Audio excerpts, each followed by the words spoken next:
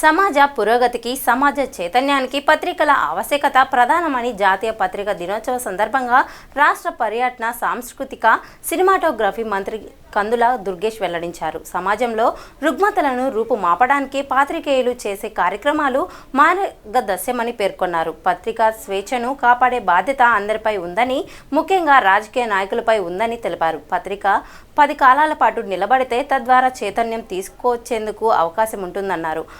మారుమూలలో ఉన్న పాత్రికేయుల మిత్రులు కూడా ఎన్నో సాహసోపేత కార్యక్రమాలు ద్వారా ప్రజా జీవితాలను రంజింపచేస్తారన్నారు. పత్రికా స్వేచ్ఛను కాపాడటం తమ విద్యుత్ ధర్మంగా భావిస్తున్నామన్నారు. పాత్రికేయ రంగం నిష్పక్షపాతంగా ముందుకు వెళ్లాలని ఆకాంక్షిస్తున్నామన్నారు.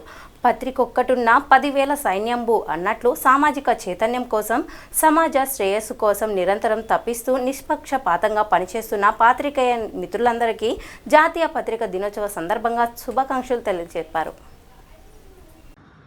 అందరికీ నమస్కారం.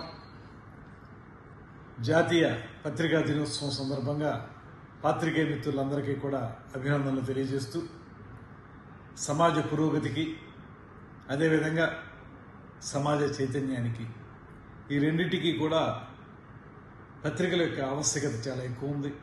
ముఖ్యంగా సమాజ రుగ్మతలను రూపుమాపడానికి పాత్రికేయ మిత్రులు చేసేటువంటి కార్యక్రమాలు మా అందరికీ కూడా మార్గదర్శకం అనేటువంటి వాటిని కూడా ఈ సందర్భంగా తెలియజేస్తూ, ఆ సందర్భంలో పత్రికా స్వేచ్ఛను కాపాడాల్సినటువంటి బాధ్యత మనందరి మీద ఉంది. ముఖ్యంగా రాజకీయ నాయకుల మీద ఉంది. దాంతోపాటు పత్రికలు 10 కాలాల పాటు నిలబడితే వాటి ద్వారా చైతన్యాన్ని తీసుకురావడానికి ఎంతో అవకాశం దొరుకుతుంది.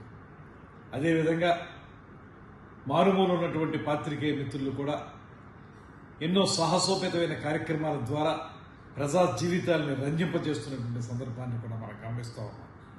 ఈ సందర్భంగా పత్రికా స్వేచ్ఛను కాపాడడం మా విద్యుత్ ధర్మంగా మేము భావిస్తూ, అదేవిధంగా పాత్రికేయ రంగం నిష్పక్షపాతంగా ముందుకు వెళ్లాలనేటువంటి మాటను మరొకసారి తెలియజేస్తూ, ఈ పత్రికా దినోత్సవం సందర్భంగా మిత్రులందరికీ కూడా మరొక మారు అభినందనలు తెలియజేస్తూ సెలవు తీసుకుంటున్నాను. నమస్కారం. జై హింద్.